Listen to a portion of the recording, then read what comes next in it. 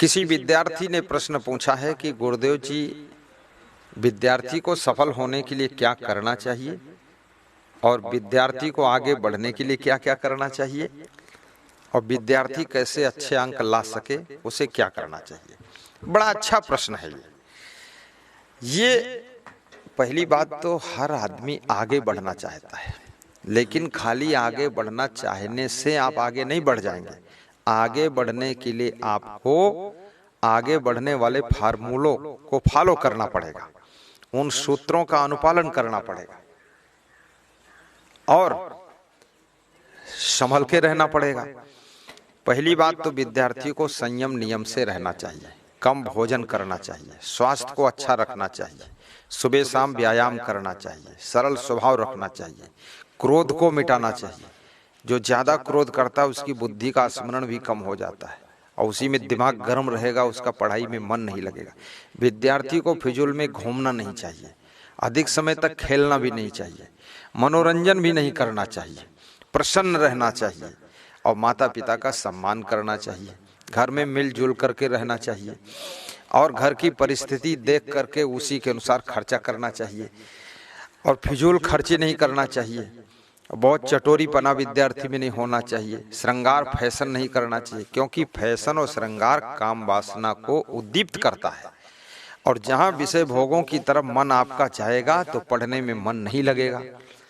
कबीर मन तो एक है, चाहे जहां लगाओ, चाहे गुरु की भक्ति करो, चाहे विषय कमाओ। तो ब्रह्मचारी जैसा जीवन इसको भी जीना पड़ता है। विद्यार्थी को एक साधु जैसा ही रहना पड़ता है। साधु का लक्ष्य मोक्ष प्राप्त करना, विद्यार्थी का लक्ष्य विद्या प्राप्त करना। और विद्यार्थी जो आगे बढ़ना चाहते हैं, काक चेष्टा बको ध्यानम स्वनिद्रा तथैचा अल्पहारी गृहस्थ्यागी विद्यार्थी पंच लक्षणम। कौवा जैसी चतुराई हो, चेष्टा कौवा जैसी हो, बगुले जैसा ध्यान हो और कुत्ते जैसी हल्की नींद हो और अल्प भोजन करे और गृहस्थी का त्याग करे। गृहस्थी में उसको नहीं फंसना चाहिए विद्यार्थी को। गृहस्थी का मतलब होता है व्यभिचार भी न करे, लड़कियों की तरफ आकर्षित ना हो, लड़कों की तरफ आकर्षित ना हो, वो विद्यार्थी सफल होता है। मन को एकाग्र करना सीखे, इसके लिए भी विद्यार्थी को प्रवचन सुनना चाहिए। गुरु जी का प्रवचन सुनते सुनते मन निर्मल हो जाता है और मन एकाग्र हो जाता है। इससे जो है मन को शांति मिलती है, प्रसन्नता मिलती है और विद्यार्थी जरूर सफल होता है। आपका जीवन मंगलमय हो ऐसी मैं शुभकामना करता हूं। और विद्यार्थी जीवन एक साधना का जीवन है, इसमें स्वास्थ्य का भी बहुत बड़ा महत्व है। साथ साथ में माता पिता का आज्ञाकारी भी होना चाहिए। माता पिता के आज्ञाकारी बनो, कम भोजन करो और फिल्म मत देखो, सीरियल मत देखो। ये खाम खा की चीजों में व्यर्थ अपना समय मत गमाओ। ट्यूशन भी पढ़ लो, कोचिंग भी कर लो, ध्यान को एकाग्र करके पढ़ाई करो, खूब याद शक्ति को बढ़ाओ, स्वस्थ रहो, पेट का डाइजेशन सही रखो और लक्ष्य बनाओ। पहली बात तो विद्यार्थी को ये पता होना चाहिए कि मैं क्यों पढ़ रहा हूं, विद्या अध्ययन क्यों कर रहा हूं, इसकी जरूरत क्या है, इसकी आवश्यकता क्या है। तो आपको मैं पूछ लेता हूं प्रश्न, आपको जीवन में कपड़ा चाहिए, वो कैसे मिलेगा? धन से मिलेगा। चप्पल जूता चाहिए, धन से मिलेंगे। गद्दा रजाई धन से मिलेगा। मकान चाहिए रहने के लिए, धन से मिलेगा।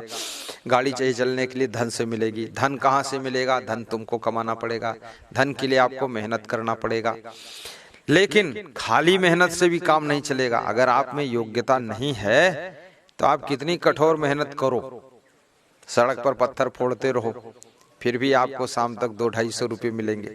लेकिन यदि आपने शिक्षा प्राप्त किया है उच्च क्लास की, संस्कार प्राप्त किए हैं, तो आप कलेक्टर भी बन सकते हैं, डीएम एसपी बन सकते हैं, आप डॉक्टर बन सकते हैं, आप बहुत बड़े इंजीनियर बन सकते हैं जिनका वेतन 1.5 लाख महीना, 1 लाख महीना, 80,000 महीना।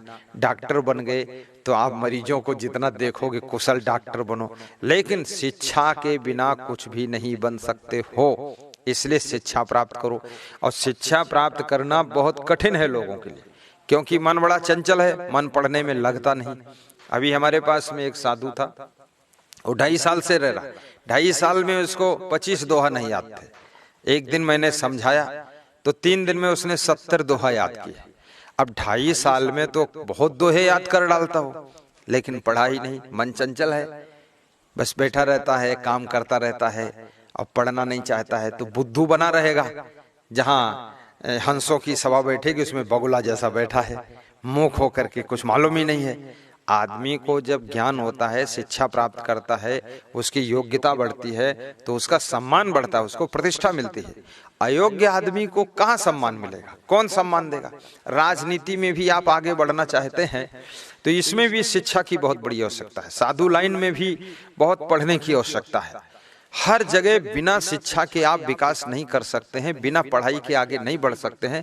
और पढ़ाई का मतलब ये भी नहीं है कि आप स्कूल में ही पढ़ाई होगी। स्कूल की शिक्षा से आपको डिग्री मिलेगी, लेकिन पढ़ाई आपको जिंदगी भर करनी पड़ेगी। अभी हमारे देश के प्रधानमंत्री नरेंद्र मोदी जी हैं, कहीं जाते हैं 2-4 किताबें भी लेकर के जाते हैं, रास्ते में पढ़ते रहते हैं, हवाई जहाज में सो लेते हैं, वहां फिर भाषण शुरू करते हैं, हवाई जहाज में पढ़ लेते हैं। तो आदमी को तो ज्ञान जिंदगी भर प्राप्त करना चाहिए। और विद्यार्थी जीवन जिसका सफल नहीं है उस व्यक्ति की जवानी भी दुखद रहेगी, बुढ़ापा भी दुखद रहेगा, इधर उधर भटकता रहेगा और गरीब भी बना रहेगा, कंगाल बना रहेगा। और धन यदि आपके पास नहीं है तो निश्चित है रिश्तेदार भी आपका आदर नहीं करेंगे। आप कहीं मेहमान बनोगे, वह लोग भी आपको मन से आस्था से नहीं रखेंगे, प्रेम से सोचेंगे अरे आया है दे दो इसको कुछ।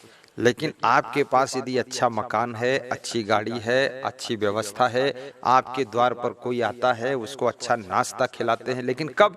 जब आपके पास में धन होगा। और धन कब होगा? जब आप योग्य होंगे। और योग्य कब होंगे? जब आप पढ़ने में, शिक्षा में मन लगाएंगे और चरित्रवान होंगे।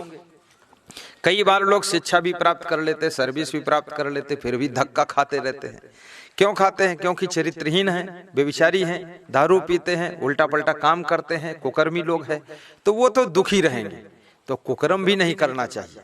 लेकिन विद्यार्थी को धन कमाने योग्य ऊंची शिक्षा, ऊंचा ज्ञान प्राप्त करना चाहिए, डिग्री भी प्राप्त करना चाहिए। जिस फील्ड में आपकी जाने की इच्छा हो उसमें जाइए। और आपके पास में जब पैसे होंगे तो आप किसी को सहयोग कर सकते हो, परोपकार कर सकते हो, सेवा कर सकते हो, दान पुण्य भी कर सकते हो। आप गरीबों को मदद कर सकते हो, देश को मदद कर सकते हो। देश पर कोई संकट आ जाए, जैसे अक्षय कुमार जी ने अभी 25 करोड़ दिया और रतन टाटा जी ने 1500 करोड़ दिया लॉकडाउन में, और हमारे मुकेश अंबानी जी ने 1000 करोड़ दिया। और हमारी संस्था की ओर से भी लाखों रुपए दान पहुंचा। हमारे बहुत से भक्त लोगों ने भी कुछ दिया है सहयोग, उनका भी दान गया। जैसे कार्तिक राम यादव, उन्होंने 25,000 रुपये भेजे कि पीएम के सेवा कोष में हमारी तरफ से भी संस्था में मिला करके दे दिया जाए, वो पहुंचा। ऐसे बहुत से भक्त लोग हैं। तो जब उनके पास में है, मेहनत करते हैं, बिजनेस करते हैं, योग्यता है, ज्ञान गुण है, बुद्धिमानी है, एकाग्र होकर के उसमें लग जाते हैं, तभी तो उनको सफलता मिलती, धनवान बनते। धनवान बनना ऐसे कोई आसान थोड़े है। धनवान बनने के लिए भी आपको पहले योग्य बनना पड़ेगा। और धन की आवश्यकता सभी को। बीमार होगे, दवाई चाहिए वो पैसे से मिलेगी, चप्पल जूते चाहिए पैसे से मिलेंगे, घड़ी चश्मा पैसे से मिलेगा, बिछावन पैसे से मिलेगा, मच्छरदानी पैसे से मिलेगी। तो ये पैसा तुम्हारे लिए कौन कमा कर देगा? माँ बाप चलो हैं 50, 60, 70 साल की उम्र में मर जाएंगे और तुम 40 साल के होगे तो तुमको भी तो कमाना पड़ेगा।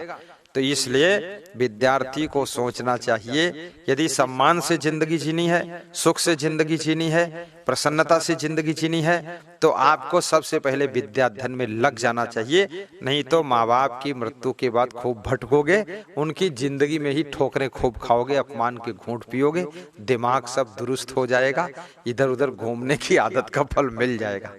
तो घुमक्कड़ मत बनिए, हीरो कट मत बनिए, केवल बालों को सजाते रहो, फैशन बनाते रहो, इससे काम चलने वाला नहीं है। सादा जीवन रखना चाहिए, प्रसन्न रहना चाहिए और गुरु जी का आशीर्वाद लो, गुरु जी का प्रवचन सुनो, विद्या अध्ययन में आपका मन लगेगा।